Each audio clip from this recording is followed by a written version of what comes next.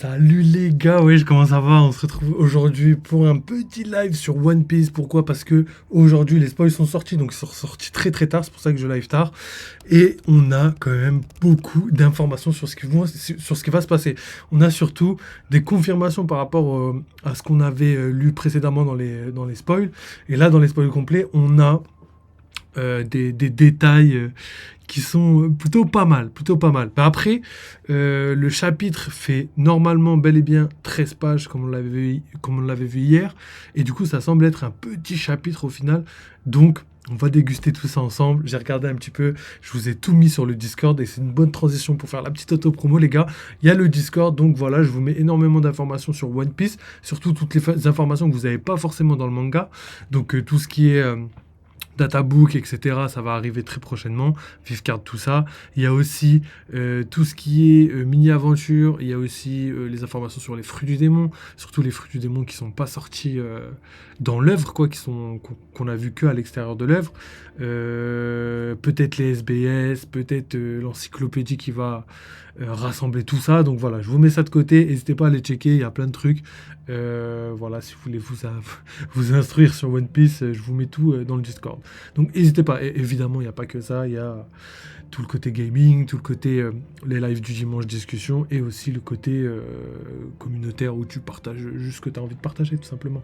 Donc voilà, ensuite la petite souscription les gars sur YouTube, n'hésitez pas, si vous avez les moyens, que vous le voulez, n'hésitez pas à... participer au développement financier de la chaîne. Sinon, juste le petit like, le petit follow, et surtout ça, parce que c'est le plus important. N'hésitez pas à le faire, le commentaire aussi, ça nous permet de nous mettre en avant, et aussi de mettre en avant le taf qu'on fait, tu vois. Donc voilà les gars, vous savez comment ça marche. Donc voilà, je m'arrête là tout de suite, et on passe directement au spoil de One Piece, parce que il y a beaucoup de choses à dire, il y a beaucoup d'informations. On va d'abord lire tout ça en détail, et on va passer justement à l'analyse juste après. Salut les mecs, donc c'est parti les gars, bougez pas. Donc là, comme vous pouvez le voir, information sortie, One Piece spoil complet du chapitre 1118. Donc voilà, hein, le chapitre s'appelle Sois libre. Donc... c'est des informations qu'on va analyser ensemble, déguster ensemble, parce que j'ai trop hâte de débattre avec vous. Et il y a encore des théories validées, les gars, c'est une dinguerie. Je crois qu'il n'y a pas un chapitre depuis les 10 derniers chapitres où j'ai pas eu au moins une théorie validée. C'est un truc de ouf, je suis archi content. Donc c'est parti les gars, je regarde si tout est en ordre. Ok, tout se passe bien. Chapitre 1118, Sois libre. Le chapitre commence là où le précédent s'est terminé. On peut voir que l'ancien robot géant s'enfonce dans la mer après l'attaque de Walkyrie. Il pense à Joey Boy alors qu'il est en train de couler. Donc l'ancien robot qui dit « Où es-tu Joey Boy? Je pensais que tu étais là il y a quelques instants. » Donc voilà, ça c'est la première étape. Donc on a des informations par rapport au robot géant. On reprend le chapitre exactement là où s'est terminé le précédent. Donc ça veut dire d'une certaine manière que le tome complet de ce tome-là, en tout cas, n'est pas terminé. Donc on est toujours dans la continuité du tome. Et comme je vous ai dit, je pense sûrement que la dernière page du tome va arriver la semaine prochaine, quand sortira le dernier chapitre, à mon sens, du tome. Ça reste à confirmer, mais pour moi, je pense que le dernier chapitre du tome est le prochain, et ça va être le plus important d'une certaine manière, parce qu'il va y avoir un cliffhanger très spécial, à moins que ce soit juste la fin de Egghead tout simplement, hein, ce qui est très probable, hein, ce qui n'est pas du tout impossible, que ça se termine prématurément sans qu'on ait toutes les informations, et que justement les informations on les ait plus tard, parce que Oda a décidé de faire des mini-ellipses. On a déjà vu qu'il y en a déjà eu une sur Elbaf. D'ailleurs, on ne sait toujours pas ce qui s'est passé pendant cette petite ellipse, comment l'équipage des Mugiwara a repris le dessus sur York. Donc pour l'instant, c'est un mystère. Qu'est-ce qui s'est passé pendant ce temps-là, etc., etc. Tout ça, c'est un mystère. Les combats, pourquoi Robin est carrément blessé, tout ça, c'est des mystères qu'on n'a pas du tout de réponse pour l'instant. Donc, est-ce que Oda va nous les révéler à la fin de l'arc? Ce qui pourrait être tellement lourd, c'est que, par exemple, ils arrivent à s'enfuir sans qu'on comprenne pourquoi, et qu'au final, pendant l'ellipse, Oda nous montre qu'en fait, ils étaient en train de préparer tout ça, Vegapunk, machin chose et tout, avaient tout préparé pour justement quitter l'île, et je sais pas, moi, par exemple, faire en sorte que le gouvernement mondial n'ait plus accès soit à Mother Flame, ou que ce soit lié au cerveau de Vegapunk, je sais pas, tu vois, qu'ils aient préparé ça pendant l'ellipse. Ellipse, c'est le moment où on n'a pas vu, et que justement tout ça serve à la fin de l'arc, où justement on clôture l'arc, on comprend pas tout, on a le flashback de ce qui s'est passé à l'ellipse, et on comprend pourquoi les événements se passent tels quels. Donc ça c'est une potentielle fin d'arc que Oda pourrait nous réserver, et au niveau de la narration, ce serait vraiment un level de malade au niveau de la narration, donc j'aimerais bien que ça se passe comme ça. On verra en détail s'il y a une chance que ça se passe comme ça, mais pour l'instant, on peut qu'attendre. Donc voilà, j'ai bien kiffé en tout cas le fait que le robot géant soit toujours là en mode, malgré les coups qu'il a pris, malgré le fait qu'il s'éclipse sous la mer, il est toujours là, parce que vous allez le voir, de toute façon on l'a déjà vu dans les précédents spoils, il va faire entre guillemets un petit retour, et ça va être marrant. Et d'ailleurs c'est marrant aussi le parallèle qu'il y a au fait qu'il finit sous la mer, et qu'au final tout ce qui vient du siècle oublié, enfin je dis pas tout, mais une grande partie de ce qui vient du siècle oublié a fini sous la mer. Donc il y a aussi un parallèle au niveau de la représentation qu'Oda fait par rapport au siècle oublié, sous la mer, robot géant, tout ça, tu vois. Il y a un petit parallèle entre tout ça, et je trouve ça quand même bien écrit. Oda nous fait encore une masterclass. Donc on continue. Après ça, nous pouvons entendre un peu plus... nous pouvons en entendre un peu plus sur le message de Vegapunk, seulement sa voix... mais seulement sa voix depuis le spécial d'Edenmushi. Donc ça va être le diffus escargophone, hein, le fameux d'Edenmushi qui permet de donner les dernières infos. Donc je sais pas si c'est le son qui est coupé. Là les liqueurs ils ne sont pas facilité la tâche. Mais je sais pas si c'est le son qui est coupé, ou si genre il n'y a pas l'image, il n'y a que le son, ou si c'est que le diffus escargophone qui diffuse ça aux alentours de l'île, ou aux alentours de tout ça. Donc vous voyez où je veux en venir, mais on a quand même une petite interrogation par rapport à ça. Nous pouvons entendre un peu plus sur le message de Vegapunk, seulement sa voix depuis le spécial d'Edenmushi. Donc voilà. Je pense que ça, c'est un peu mal traduit. Après, comme je vous l'ai dit, à chaque fois les spoils sortent vraiment rapidement. Du coup, on va les excuser pour ça, parce qu'ils traduisent rapidement, ils le postent le plus rapidement possible, justement. Donc voilà. Déjà, on a les spoils, on est content. On va réussir à en déduire les bonnes choses. Du coup, pour en revenir au message de Vegapunk, pour moi, ce que j'ai compris de cette phrase, c'est que le diffus escargophone aimait encore le message, mais cette fois-ci, il ne l'aimait plus au monde entier. Pour moi, il l'aimait uniquement, pas aux personnes, mais en tout cas à travers le Dedenmushi. En gros, la diffusion mondiale a été coupée, mais le Dedenmushi continue encore un petit peu de diffuser des informations. Et ça, c'est habile de la part d'Oda. C'est parce qu'il a décidé de ne pas prévenir le monde sur ces informations. Donc l'information en question, c'est... on l'a pas vu encore, donc on va le lire juste après. Le nom est, donc voilà, je vous le dis. Donc ce nom est, ou le nom est. Et du coup, on comprend assez facilement que Oda a décidé de ne pas dire ça au monde entier, mais de dire ça au lecteur. Voilà, donc ça s'adresse au lecteur, ce petit passage. D'ailleurs, ça s'adresse même, je dirais plus précisément, pas qu'au lecteur, mais aussi aux théoriciens. Je pense que voilà, là, Oda a vraiment visé les théoriciens, dans le sens où il a dit, voilà les gars, je vous donne ça, à vous de trouver, tu vois. Il y en a qui savourent One Piece sans émettre de théorie, juste parce que voilà, ils poussent pas leur curiosité au max.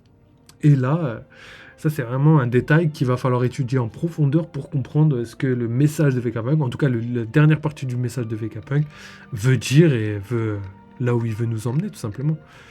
Donc voilà, ça c'est fait. On va continuer. Donc Vegapunk qui dit le nom est, et ensuite nous pouvons voir quelques réactions à travers le monde concernant l'interruption du message de Vegapunk à Alabasta. Nous voyons Koza et Toto et d'autres citoyens. Donc voilà, malgré le fait que le message soit fini, on a quand même des réactions supplémentaires, et je pense que c'est toujours pas fini. Je pense même qu'on pourra en avoir encore dans les prochains chapitres, tant que le tome n'est pas fini. Et là, je pense qu'il n'est pas fini, au vu de des dernières informations. Je pense sincèrement que Oda va nous faire revenir encore des personnages jusqu'à ce que le tome soit fini, même j'irai jusqu'à ce que l'arc soit fini, parce que là, on se rapproche très très dangereusement de la fin, étant donné que le bateau des géants, vous allez le voir, commence déjà à mettre les voiles. Donc on a quand même un début de fuite. Cependant, il n'y a qu'une seule partie de l'équipage qui peut fuir pour l'instant. Et normalement, la deuxième partie, d'ailleurs, une deuxième partie d'équipage qu'on n'a aucune information pour l'instant, ne peut pas fuir. Donc voilà. Et j'ai une petite idée sur la fuite. Je vous émettrai ma théorie tout à l'heure quand on arrivera à ce moment-là. Donc voilà. Seulement sa voix. Donc voilà, vous avez compris pour la voix. Et du coup, on a les dialogues de Koza. Ouais, c'est ça, Koza et Toto. Donc Toto, c'était le père de Koza, si je me trompe pas. Et du coup, en fait, Koza dit, citoyen d'Alabasta, un assassinat de la part de quelqu'un... Non, ça c'est les... Pardon. Je sais pas pourquoi ils ont mis Koza, et après ils ont fait parler les citoyens d'Alabasta. Donc ça, c'est les citoyens d'Alabasta qui parlent, ou peut-être que j'ai pas la phrase de Koza, je vais regarder vite fait, pour être sûr. Ah non, ok. En fait, là, ici, il manque juste 3 petits points. En fait, Koza regarde la scène un peu à la Dragon et il réagit pas à la scène. Ensuite, les citoyens d'Alabasta, eux, disent un assassinat de la part de quelqu'un, il a parlé de péché. N'est-ce pas? Se pourrait-il qu'il ait été effacé par le gouvernement mondial? Non, et ils veulent pas y croire. C'est ça qui est ouf aussi. C'est qu'ils ne veulent pas y croire. Et ça me rend fou. Ça me rend fou parce que déjà, c'est une théorie validée, donc archi content. Mais après, d'un point de vue du peuple, c'est très difficile de croire que le gouvernement mondial aurait pu faire ça. Et c'est beaucoup plus facile de croire que c'est à cause des pirates. Donc voilà, Luffy se retrouve un petit peu comme un Water 7 dans les feux des projecteurs, mais dans le mauvais côté. Ennemi du peuple, alors que lui a tout le temps été adulé comme un héros depuis le début de l'histoire. Et ça, c'est un joli parallèle par rapport à ce qu'on disait hier sur le fait que Luffy et le traitement des Mugiwara par rapport au traitement du gouvernement mondial sur l'île et l'arc d'Egghead. Eh ben, il y a vraiment un contraste de ouf et il y a surtout un inversement dans l'histoire. En tout cas, pour les yeux du grand public, mais dans One Piece. On voit clairement que Luffy est mis comme quelqu'un de méchant. On l'a même vu dans les combats, dans la manière d'agir, dans la manière aussi de faillir un petit peu à sa mission, tu vois. Luffy, c'est quelqu'un qui tient normalement toujours ses promesses. Malheureusement, là, il n'a pas pu tenir la scène. Hein. Je parle bien de la promesse qu'il a faite à Sentomaru de protéger le vieux punk. Et du coup, en face, on a le gouvernement mondial qui, eux, sont mis sur un piédestal, tout puissant, immortel, représentant du monde, et qui accomplissent à chaque fois toutes les missions qu'ils ont à accomplir. Évidemment que nous, en tant que grand public, on comprend que les méchants, ce soit eux, et que les pirates, ce soient les gentils, en tout cas pour ce cas de figure, mais malheureusement, on voit aussi très très bien que le gouvernement mondial, aux yeux du grand public dans One Piece, sont les grands gentils et les pirates les grands méchants. Donc d'un point de vue logique et même d'un point de vue facile à analyser et à comprendre, on va directement se diriger vers ça parce que c'est plus facile. Tu vois, c'est la facilité. C'est un peu aussi le miroir de notre monde IRL. On va toujours se diriger par ce qui est plus facile de croire que se diriger par quelque chose de complètement abusé. En tout cas, voilà. Donc, Tonton Bar qui nous a rejoint, spoilons-nous mutuellement. Tonton Bar, salut l'ami, salut à toi frérot. Bah tiens, tu t'arrives pile poil parce qu'on vient de commencer, on a lu que le début. Donc voilà, et pourtant les théories et les analyses fusent. Donc c'est parti les gars, on continue. Donc cette fois-ci, non, je termine le message des citoyens, donc je reprends. Un assassinat de la part de quelqu'un, il a parlé de péché, n'est-ce pas? Se pourrait-il qu'il ait été effacé par le gouvernement mondial? Donc là, il parle de Vegapunk. Non, vous avez oublié que Vegapunk a été retenu en otage par Luffy au chapeau de paille. De toute évidence, ce sont les pirates qui sont à blâmer. Donc voilà, c'est la vision qu'ont les citoyens d'Alabasta, mais en même temps les citoyens du monde. Je pense qu'ils vont tous se poser les mêmes questions. Et là aussi, ça fait référence à ce que je vous avais dit il y a quelques temps sur sur le dernier live, je sais plus quand je vous l'ai dit, mais peu importe, on s'en fout, sur le fait que, du coup, les personnes, le monde, enfin les personnes, le grand public dans le monde de One Piece représente aussi le grand public dans notre monde. Il y a un certain parallèle entre la réalité et la fiction, parce que justement, les citoyens vont commencer à émettre leurs hypothèses, à émettre des théories, exactement comme nous, on émet des hypothèses, on émet des théories sur One Piece. Donc voilà, Oda rend son manga beaucoup plus vivant et beaucoup plus réaliste en essayant de l'intégrer d'une manière assez spéciale dans notre monde réel, quoi. Et inversement, intégrer le monde réel d'une certaine manière dans le manga. Et je trouve que là, il a vraiment bien réussi. Et là, voilà, théorie confirmée, je vous l'ai déjà dit, mais ça continue. Alors, ensuite, à Whiskey Peak, on peut voir Mr. Nine et Mademoiselle Monday avec d'autres citoyens. Et les citoyens de Whiskey Peak, peu importe les péchés qu'il a commis, je ne peux pas imaginer que le gouvernement mondial essaierait de tuer le premier génie du monde à cause d'eux. Donc voilà, ça c'est clairement les personnes qui n'ont pas toutes les informations qui malheureusement vont émettre des jugements et des théories qui sont à côté de la plaque. Nous, on le sait, mais ça a été fait exprès parce que voilà, les gens qui creusent pas malheureusement n'ont pas assez d'informations pour savoir. Et ils sont pas à blâmer en plus. Donc ces passions continuent. Donc là, cette fois-ci, on vient à Dressrosa. Donc on voit Rebecca, Léo qui parlent justement de Luffy. Et Léo dit c'est donc Luffy après tout. ça m'éclate. Donc les running gags comme ça. Hein. Léo, pour les gens qui se souviennent pas, c'est un tontata. C'est les petits êtres tout petits qui justement sont ultra candides. On se rappelle des scènes avec Usopp qui mentait, qui disait qu'il était de la famille de Norland, etc. pour s'en sortir parce qu'il a été capturé à l'époque. Donc voilà. Vous vous rappelez à quel point ils sont candides. Donc ils croient tout ce qu'on leur dit. Un peu à la Luffy, mais là cette fois-ci c'est encore poussé un peu plus loin, tu vois, vraiment plus loin.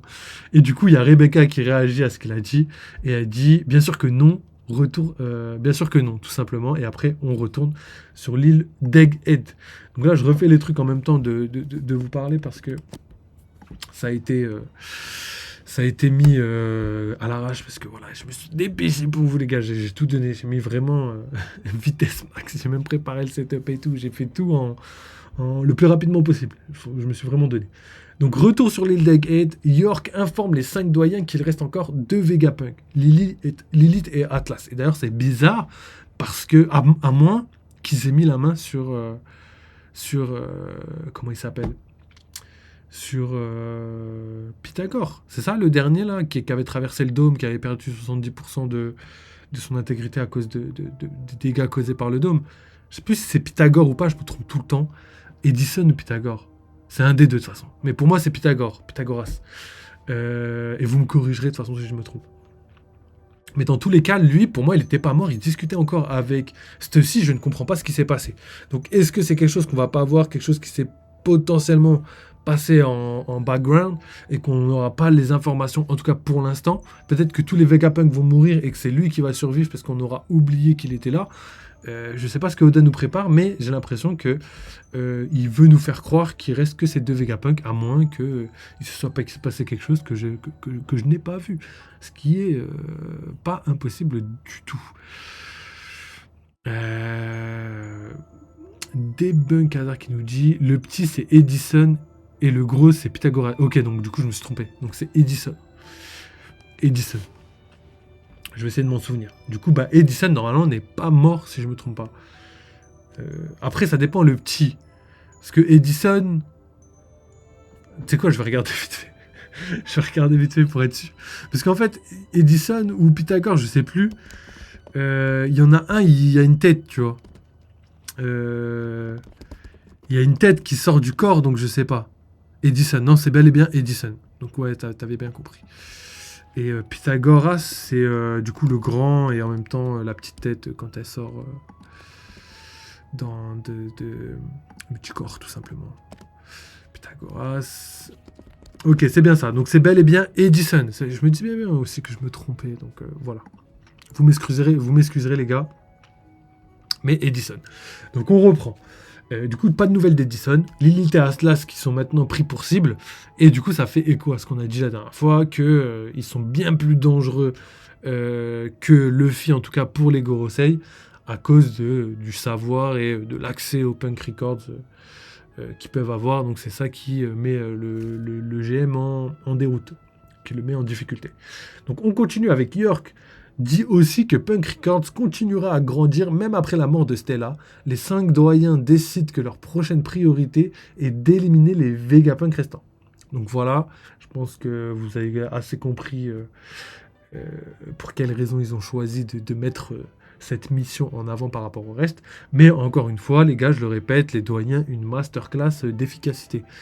Ils arrivent, ils parlent bien, ils parlent rapide et ils gèrent tout ce qu'ils ont à faire. Wesh, il y a Sam Nino qui nous a rejoint. Hola muchachos, c'est ben, comment tu vas, frérot? J'avoue, ça fait bizarre de voir Sam Nino dans le live alors que d'habitude, il est juste là. Il est juste à côté. Je peux mettre ta tête en plus si je veux. Mais peu importe, continuons. On a quoi?